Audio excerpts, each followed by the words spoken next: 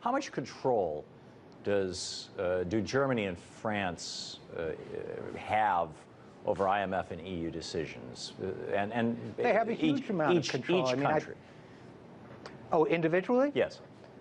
Well, I think people generally agree that Germany is the dominant player here right now, the biggest lender, the biggest, the biggest source of pressure, and frankly, the strongest voice. I mean, I don't think you'd see Holland and France, the head of that country, taking quite as aggressive a line as is being taken here, although nowadays, who knows? But I think people generally agree that that the Chancellor of Germany and the German state is pushing very hard for this incredibly draconian kind of measure.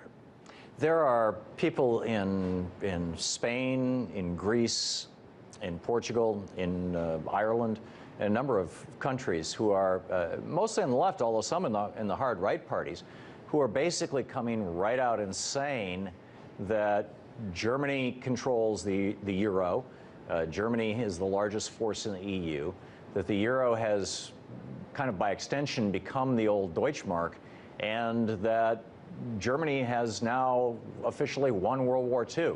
Is that like really radical, weird speak, or is there something to that? I wouldn't necessarily bring World War II into it, but I think there's some merit to it. Look, I mean, Germany's had it both ways for 10 years now. It's been able to have all the advantages of a weak currency. It makes its products, its manufacturing products exportable and so on, while shuffling off all of the disadvantages of a weak currency onto these other states. And so it's been playing it both ways. It's dominated the entire European market. It's been both the creditor and the seller of goods and services to the EU. It's called the shots. So I think they've really had it both ways. And when the whole system that they set up blew up, they were able to use their power and influence to force everybody else to pay the price, including the innocent citizens of a lot of countries. This is the most extreme example, but the austerity that's been destroying the European economy for years is another example of something that Germany's imposing on the people of other states. So I understand the rhetoric, I'm sympathetic to it, and I think people in general are going to have to start pushing back against this kind of measure, which is really, really disturbing. If the United States was run like the European Union, and we would correct me if I'm wrong on this, it seems that we would have a situation where the states that chronically pay more in taxes than they get back, for example, New York and California, would be kind of in Germany's situation, saying, you know, come on, guys, pay us back, you know, privatize your schools, sell off your roads, give us the money. And the states that are chronically in deficit, the states that are constantly taking via the federal government, which would be taking the role of the European Central Bank in this case, those states would be, you know, increasingly impoverished. Mississippi, West Virginia, Alabama, the red states basically would be increasingly impoverished, and their people would be being squeezed harder and harder and harder, their social welfare programs being cut more and more. First of all, this is kind of the setup for the question, is that a reasonable starting point analogy? Well, partly. I mean, once again, trust good old German engineering in the sense that they set this thing up much more shrewdly going in. So it's not a perfect analogy, but, you know, there's some validity to it. I think that what we don't have in this country is a system where the northern states, or blue states, can actually call in their chits against the southern states. Right. A lot of that is done in terms of, you know, federal tax dollars, them getting an extra return on federal tax dollars rather than loans. But yeah, there's something of an analogy. Well, that was my point, Richard, is that we don't, because we're a nation.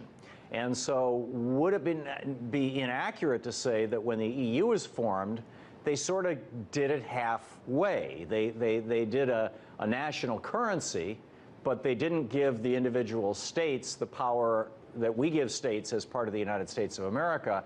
And as a consequence, that loss of economic sovereignty has translated into a loss of political sovereignty for those states. And if that's the case, how long is it going to be before the EU disintegrates?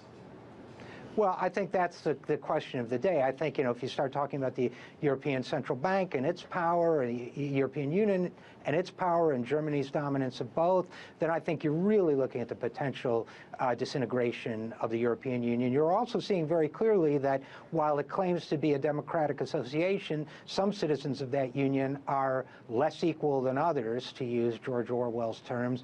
They would never do this kind of thing to citizens of Germany. It remains to be seen whether they would even do it to citizens of Spain or Italy. I think to a certain extent this is a controlled experiment to see what will happen, but and it's not going well for them right now. But I think that you're looking at a two-tiered European Union that could break apart at any time if this keeps up, and it's reason for concern and reason for optimism too, in the sense that if that means a return to democracy, if it can be handled well, maybe that's the best thing we can see happen.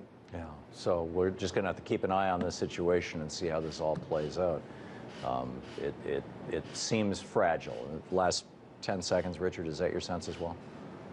I think it's fragile, and I think it's frightening because I think it shows us that our financial elites are willing to take much more draconian measures against a democracy than I personally thought they were willing to do. And I think it means we have to be on guard everywhere, including here at home. Right. Well said. Richard Eskow, thank you so much for being with us tonight. My pleasure.